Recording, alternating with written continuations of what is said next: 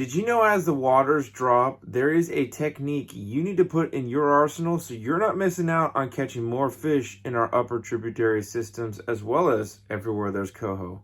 Yes, we're talking the Hoochie Jig. Check this out. Why do we throw a Hoochie Jig? Why over a traditional rabbit fur or marabou jig? Well, twofold. You have one, the rivers are dropping, so typically they're a little more murky. You have some clarity on your side.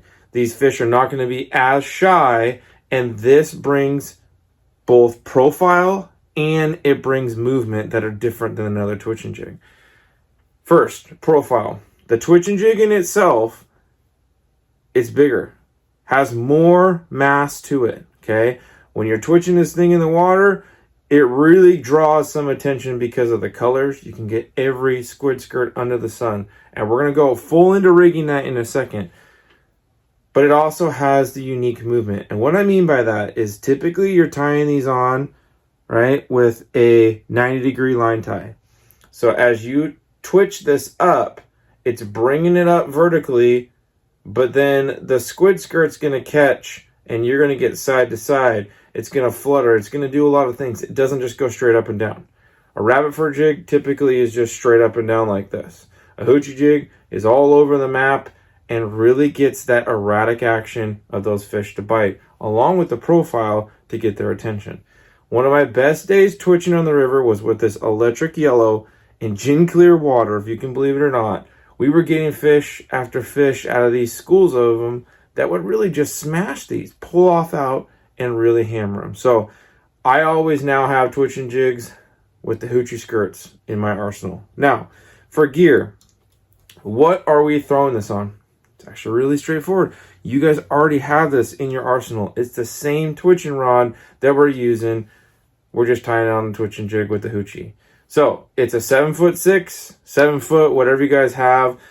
This one's a 6 to 15 velocity. It's my favorite compact little rod. I love this thing. Does everything for me. And with this, I got 20-pound braided line, 3,000 size spinning reel.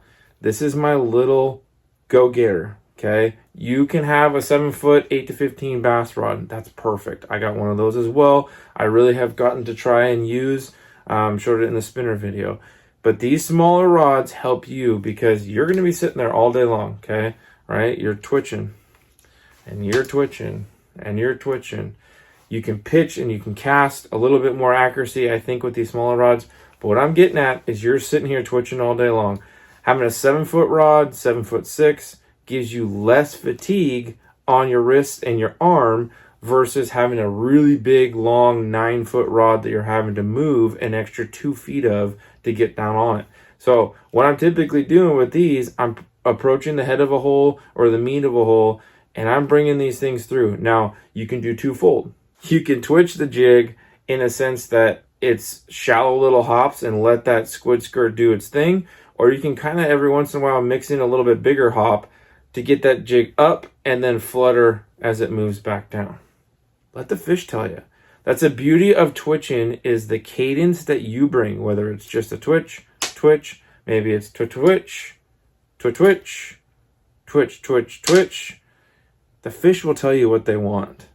And having, which I didn't bring this up yet, having these twitching jigs on this dart style head allows you to fish shallower runs a little bit easier. They don't snag up as much. You can really hop these down, some of these 4 to 8 foot runs, really, really well. And I think that's where they excel. So I like a 3/8 to a ½ ounce size on the typical runs. But if we're going to go deep, you can go those 3/4 ounce as well.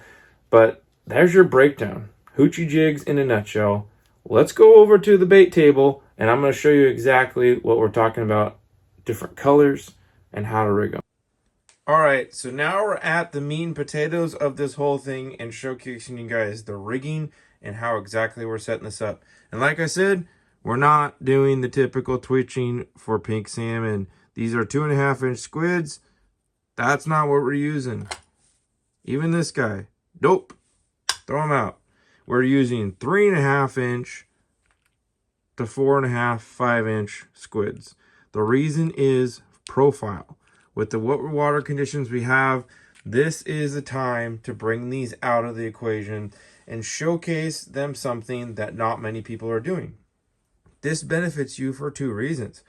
First, you're getting stuff in front of fish that haven't seen it before. That can trigger a bite. As well as in the middle of a crowd, everybody's throwing the same black and blue twitching jig. You can come in with a chartreuse hoochie squid and completely mop up the crowd.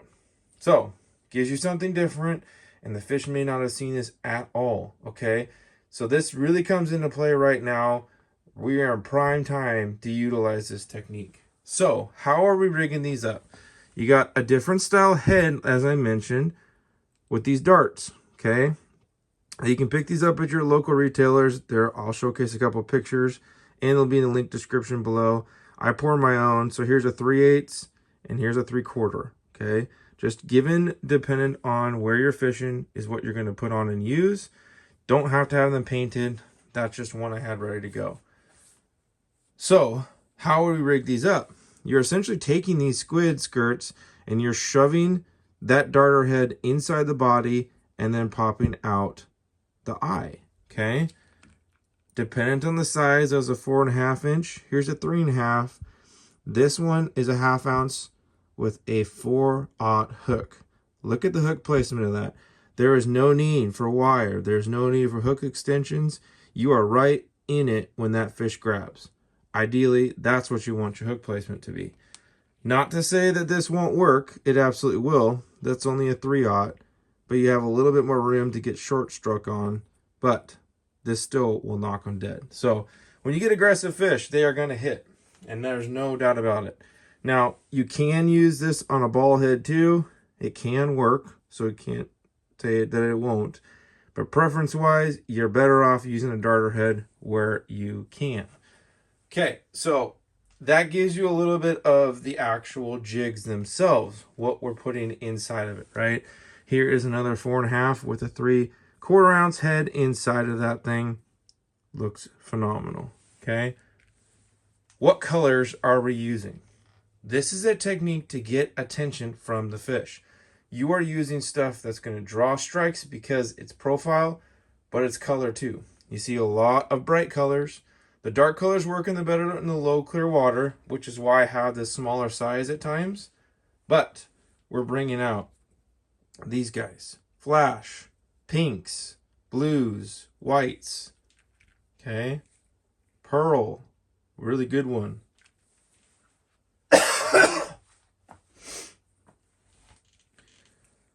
Chartreuse in glow. Glow with pink. Glow, stripes, okay? What's really cool is we're essentially knowing salmon love the squid skirts in the saltwater.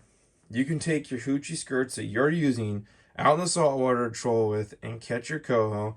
Use the same ones, this is one of my favorites, in the rivers, and boom, you're still hitting the same kind of thing, right? The whole presence of this is profile and presentation, okay? So you can even take, I found some of these old school ones, have some cool colors on them. The green and white, okay? It's contrast in some cases, as well as just getting in front of the fish and showcasing that different movement, okay? But what if you don't have jig heads? Can you even make it happen? You actually can. You can take something like these worm weights that you see over here. This is really cool. I recently saw this, didn't ever think of it myself, but you can take a 3/4 ounce worm weight, even a bullet weight, 3/8 ounce, okay? 3/4 ounce egg sinker, guys, 3/8 ounce worm weights, and you can shove those up inside your squid skirt. Does the same exact thing. Take then a bead, a sidewash hook for me with a swivel, and the reasoning for that is now I have a swiveled rig. This can obviously move around and okay, but if I hook a fish, I now have this on a swivel. I'm going to want that every single time versus this being just a straight tie point. We're going to look at this a little bit closer and show you 3/8 ounce worm weight slid up inside the hoochie skirt there. Okay.